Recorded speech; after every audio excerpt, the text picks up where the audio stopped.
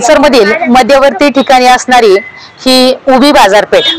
आपण पाहिलं तर हनुमान मंदिरापासून ते छत्रपती संभाजी चौकापर्यंत असणारी ही बाजारपेठ ही ज्या बाजारपेठेमध्ये काही वर्षापूर्वी प्रचंड गजबज असायची, बाजार इथे बसायचा किंवा जे भाजी विक्रेते आहेत ते व्यापारी असतील, शेतकरी बंधू असतील ते या ठिकाणी दोन्ही साईडने बसायचे आणि ते स्थानिक जी दुकानं आहेत तिथे धंदे अगदी व्यवस्थित चालायचे। परंतु आज काय झाले की प्रशासनाने तो निर्णय घेतला आणि इथली बाजारपेठ उठवली। भाजी विक्रेते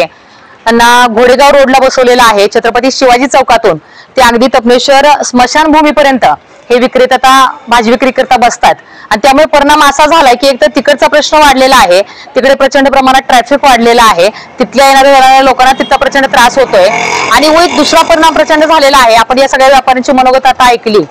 की किती त्यांच्या शब्दातून व्यक्त होत आहे, त्यांच्या भावना त्यांचं दुःख त्यांनी त्या शब्दातून व्यक्त केलेलं आहे की काही काळ होता की सकाळी दिवस उगवायला पहाटे पहाटे बोवणी व्हायची, गजबजलेला हा बाजारपेठ असायची आणि आज रविवारचा दिवस आहे। रविवारचा दिवस असून देखील ही दुकानं जर आपण पाहिली तरी सगळी दुकानं पूर्णपणे सुनसान दिसत आहेत, दुकानात एक गिराईक देखील नाहीये। मग ही तळतळ प्रशासन काय समजून घेत नाहीत। हे नागरिक देखील प्रत्येकजण टॅक्स भरणारे आहेत, वेळच्या वेळेस आपल्या नगरपंचायतचा संपूर्ण टॅक्स हे देतात। मग अशा वेळेला या नगरपंचायतचं देखील कर्तव्य आहे की आपल्या गावातील या नागरिकांच्या समस्या सोडवून घेणं आणि त्या लवकरात लवकर सोडवणं, दूर करणं। मग या लोकांची मागणी काय आहे तर पहिल्याप्रमाणेच भाजी मंडई जी आहे ती मंडई या साईडला बसावी, दोन्ही प्रश्न सॉल्व्ह होतील। एक घोडेगाव रोडला जे ट्रॅफिकचा प्रॉब्लेम आहे तो देखील सॉल्व्ह होईल, दुसरा ही पहिल्यासारखंच ही जी उभी पेठ आहे या उभ्या पेठेला पुन्हा एकदा भाजी मंडईचं स्वरूप प्राप्त होईल, सर्वच व्यापाऱ्यांना भरभराट येईल, दुकानदारांना भरभराट येईल आणि गावात ज्या गृहिणी आहेत, आमच्यासारख्या माता भगिनी आहेत त्यांना देखील भाजी खरेदी करता दूर जाण्याची गरज नाही, लांब जाण्याची गरज नाहीये,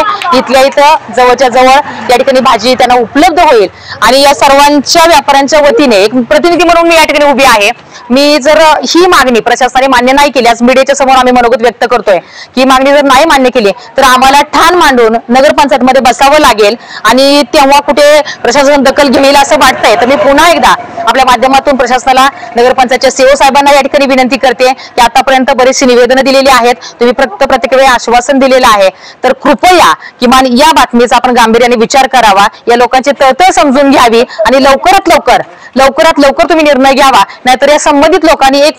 जुटीने निर्णय घेतला की ते डायरेक्ट मतदानावर बहिष्कार करणार आहेत आणि तो जर बहिष्कार केला गेला या जनतेकडून त्याला सर्वस्वी जबाबदार नगरपंचायत असेल।